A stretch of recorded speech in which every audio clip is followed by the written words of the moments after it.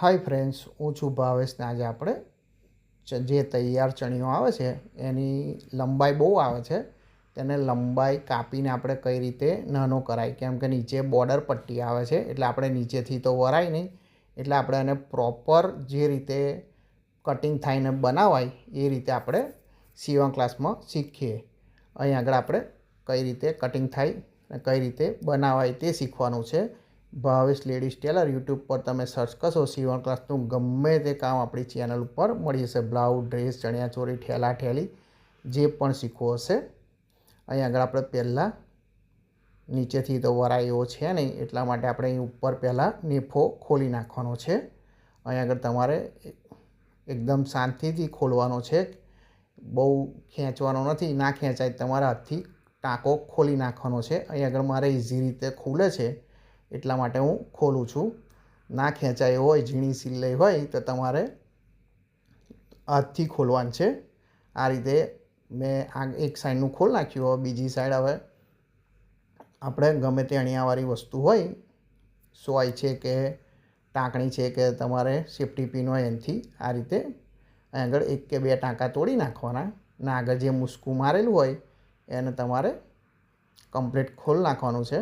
એટલે તમારે ઇઝી રીતે આ રીતે ખુલી જશે. આપણે આ નેફો કમ્પ્લીટ છૂટો પાડી દીધો. હવે આપણે એને સાઈડ પર મૂકી દઈએ. હવે આપણે જે એની અસ્તર છે એ અસ્તર લઈ લેવાનું, અસ્તર છૂટું પાડવાનું છે. એટલા માટે આપણે ઉપરથી નેફામાંથી એને જોઈન્ટ આવે છે ત્યાંથી આપણે આ રીતે ખોલી નાખવાનું છે. પહેલાં જોવાનું, કમ્પ્લીટ ખેંચવાનું એકદમ, કેમ કે આ કાપડ બધા બેસી ગયેલા હોય છે એટલે તમારે ફાટે નહીં, એના માટે તમારે ખાસ ધ્યાન રાખવાનું છે.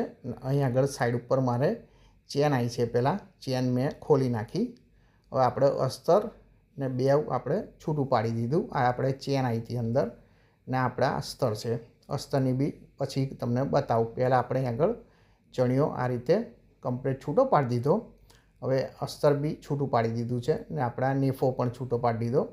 એ બધું તમારે સાઈડ પર મૂકી દેવાનું. ને અહીં આગળ તમારે ચણિયો હવે આ રીતે કમ્પ્લીટ નીચેથી વારીને આ રીતે ગળી પાડીને ગોઠવી દેવાનું છે. હવે 37 લંબાઈ છે એટલા માટે અહીં આગળ 37નું પહેલાં નિશાન કરી દઈએ.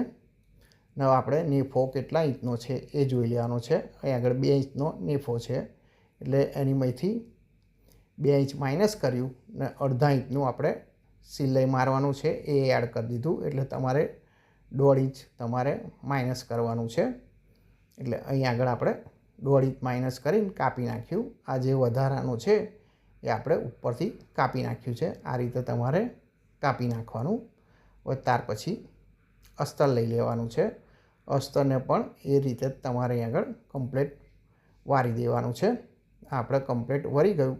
હવે આપણે એને 37 લંબાઈ નથી રાખવાની, અને દેખાય એટલા માટે એને 35 કરી દેવાની છે. 1.5થી 2 ઇંચ નાનું કરી દેવાનું. જે ચણિયો હોય એના કરતાં 2 ઇંચ તમારે નાનું કરી દેવાનું છે. એટલે આપણા કમ્પ્લીટ રેડી થઈ ગયો એ પણ, અને આપણા અસ્તર પણ રેડી થઈ ગયું.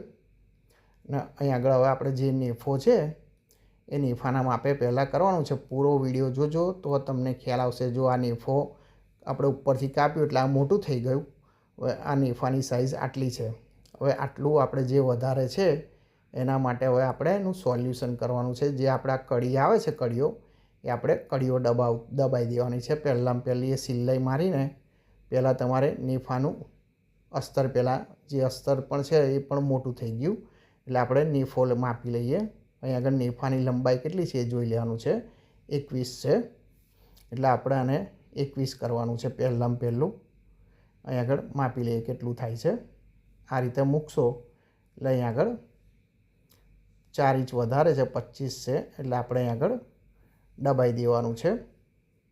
આ રીતે ડબલ કરી દેવાનું ને જે સાઈડ સિલાઈ મારી હોય એ સાઈડ આપણે દબાઈ દેવાનું છે. આ રીતે તમારે સિલાઈ મારીને ક્રોસમાં બહાર કાઢી લેવાનું છે. એટલે આપણા કમ્પ્લીટ થઈ ગયું. વધારાનું આપણે કાપી લઈએ. હવે આપણે આગળ આ કમ્પ્લીટ 21 તૈયાર થઈ ગયું. એ તમારે માપી લેવાનું. આ રીતે 21 ઇંચ રેડી થઈ ગયું. હવે આપણે જે ચણિયો છે એ ચણિયો લઈ લઈએ. ને એની મય જે આપણે તમને શીખવાડ્યું હતું જે આ કડીઓ છે એ તમારે થોડી થોડી દબાવતું રહેવાનું છે. આ રીતે જ્યાં સુધી એનું 21 માપ ના થાય ત્યાં સુધી તમારે આને દબાવતું રહેવાનું છે. મેં બધા જ કડીમાં મશીન મારીને 5 ઇંચનું દબાવ્યું છે, એટલે એને એક જ સરખો ઘાટ આવે એટલા માટે એને દબાવવાનું છે. એક સાઈડ મોટા નાની ના થાય કડી, એનું ખાસ ધ્યાન રાખવાનું. એ રીતે જ તમારે આખામાં દબાવી દેવાનું છે. આ આપણે બધી જ કડીઓ આગળ પતાવી દીધી. આ રીતે તમારે પતાવી દેવાનું. વિડીયો પસંદ આવ્યો હોય તો લાઈક કરી દેજો ને તમારા મિત્ર કતર સગા સંબંધી સીવણ ક્લાસનું કામ શીખતા હોય તેની જોડે શેર કરી દેજો. આ આપણે 21 ઇંચ કમ્પ્લીટ રેડી થઈ ગયું. આ રીતે તમારે 21 ઇંચ માપતું રહેવાનું છે. દબાવતી ઘડીએ ખાસ તમારે માપતું રહેવાનું છે. આપણે અહીં આગળ ચણિયો છતો મૂક્યો છે ને એની નીચે આપણે અસ્તર મૂકી દેવાનું છે. આ રીતે ત્યાર પછી આપણે એને ચાંપનું મશીન મારી દેવાનું છે. આખાની મય આ રીતે તમારે મશીન મારી દેવાનું. ચણિયો તમારે આખો છૂટો પાડી દેવાનો છે. એક સાઈડથી તમારે છૂટો કરી દેવાનો છે. જે સાઈડ ચેન આવી હતી એ સાઈડ તમારે છૂટો કરી દેવાનો છે. આપણે અહીં આગળ આ રીતે ચાંપનું મશીન મારતું રહેવાનું છે. ને આપણી ચેનલ ઉપર દરેક જાતના વિડીયો તમારે જે પણ જોઈતા હશે ચણિયાના આપણી ચેનલ ઉપર ઓલરેડી અવેલેબલ છે.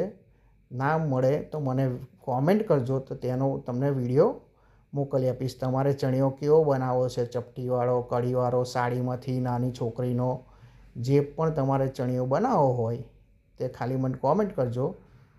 એનો આપણી જોડે ઓલરેડી વિડીયો અવેલેબલ છે.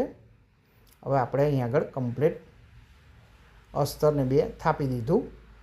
હવે ત્યાર પછી આપણે એને અહીં આગળ સાઈડ ઉપર જે આપણે ખોલ્યું હતું ચેનવાળો ભાગ એને અહીં આગળ પકડી લેવાનો છે. અને ત્યાર પછી આપણે આગળ ફરી ચેન મૂકવાની છે, એટલે અહીં આગળ આ રીતે મૂકી દેવાનું ને ઉપર અસ્તર છૂટું રાખવાનું. ખાલી આપણે હવે કાપડમાં જ મશીન મારવાનું છે. ઉપરથી 4 ઇંચ જેટલું રાખીને ત્યાંથી મશીન મારવાનું છે. ત્યાં આગળ લોક કરીને ઝીગઝેગ કરીને પછી આગળ ચાપનું મશીન મારીને ફિટ કરી દેવાનું છે. એક સાઈડ જે આપણે ખોલ્યું હતું એને અહીં આગળ જે આપણે બોર્ડર પટ્ટી છે ઊંચા નીચી ના થાય એ ખાસ ધ્યાન રાખવાનું છે. એટલા એક જ ધારી આપણે સિલાઈ મારવાની છે અને બોર્ડર પટ્ટી ખાસ ચેક રાખવાની છે કે પટ્ટી ઊંચા નીચી ના થાય. એટલા માટે હવે આપણે અસ્તર લઈ લઈએ અને જ્યાંથી આપણે સિલાઈ મારી હતી ત્યાં આંગળી મૂકીને ત્યાંથી આપણે સિલાઈ મારવાની છે. ને હવે આપણે નીચેનું જે કાપડ છે ત્યાંથી છૂટું પાડી દેવાનું. ખાલી અસ્તર જ હવે જોઈન્ટ કરવાનું છે. એટલે આનો મતલબ એ છે કે તમારે અસ્તરને કાપડ 2 જુદું રાખવાનું છે. ખાલી આપણે જે ઉપર લોક મારીએ એ જ ખાલી તમારે જોઈન્ટ રાખવાનું. નીચે પછી અસ્તરને 2 છૂટું પાડી દેવાનું છે, કેમ કે 2 જોઈન્ટ રાખવાનું નથી. આ રીતે તમારે અહીં આગળ એને પણ આખામાં મશીન મારી દેવાનું. એટલે આ આનું પતી ગયું. હવે આપણે અહીં આગળ ઉપરનો ભાગ લઈ લેવાનો છે. જ્યાં આપણે છોડ્યું હતું એ ભાગ પકડી લેવાનો. આ રીતે અહીં આગળ આપણે 4 ઇંચ છોડ્યું હતું ત્યાં આગળ આપણે પાતળી ધાર વાળી દેવાની છે. પાકી આગળ ધાર વાળી દેવાની.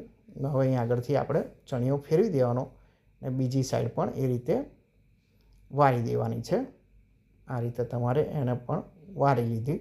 હવે આપણા રેડી થઈ ગયું. ત્યાં આગળ આપણે પછી ચેન મૂકવાની છે, છેલ્લે તમને બતાવો. આપણા કમ્પ્લીટ થઈ ગયું.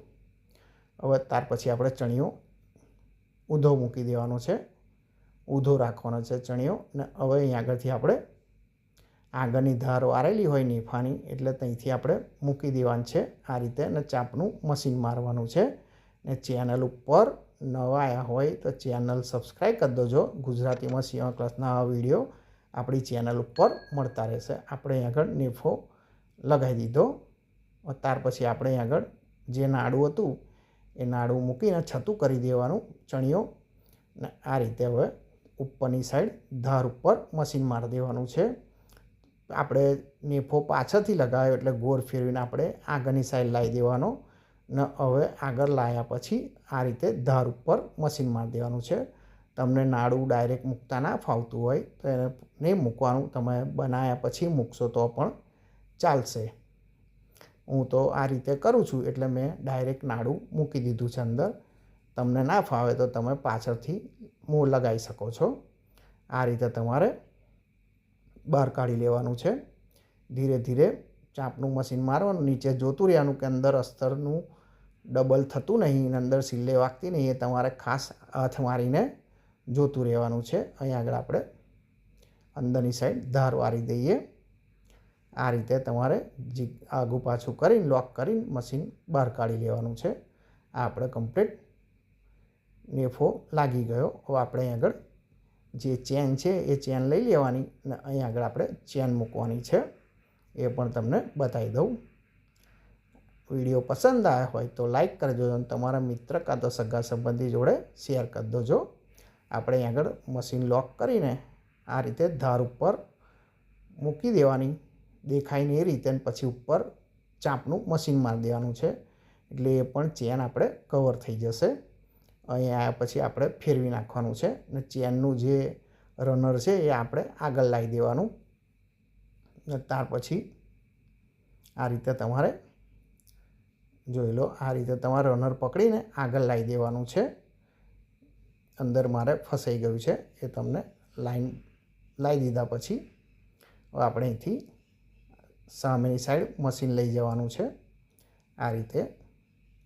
અને ત્યાર પછી હવે એને પણ આ રીતે ચાપનું મશીન મારી દેવાનું છે. અને ત્યાર પછી રનર હવે નડે નહીં એટલા માટે આપણે પાછળ લઈ જઈએ. એને પણ આ રીતે મશીન મારીને ઝીકઝેક કરીને બહાર કાઢી લેવાનું છે. આ રીતે તમારે એને પણ મારી દેવાનું. આપણે ચેન લાગીને કમ્પ્લીટ તૈયાર થઈ ગઈ. આ રીતે તમારે રેડી થઈ જશે. ચેન પણ લાગી ગઈ. હવે આપણે ચણિયો છતો કરી દેવાનો છે. આપણે ચણિયો કમ્પ્લીટ રેડી થઈને તૈયાર થઈ ગયો. આ રીતે તમારે એની લંબાઈ કાપીને એકદમ પરફેક્ટ રીતે અને જે રીતે તૈયાર ચણિયો આવતો હોય એ રીતે જ બનીને કમ્પ્લીટ તમારે તૈયાર થઈ ગયો. આ રીતે તમે બનાવીને પૈસા કમાઈ શકો છો. એક નવા વિડીયો સાથે મળીશું. Thank you for watching.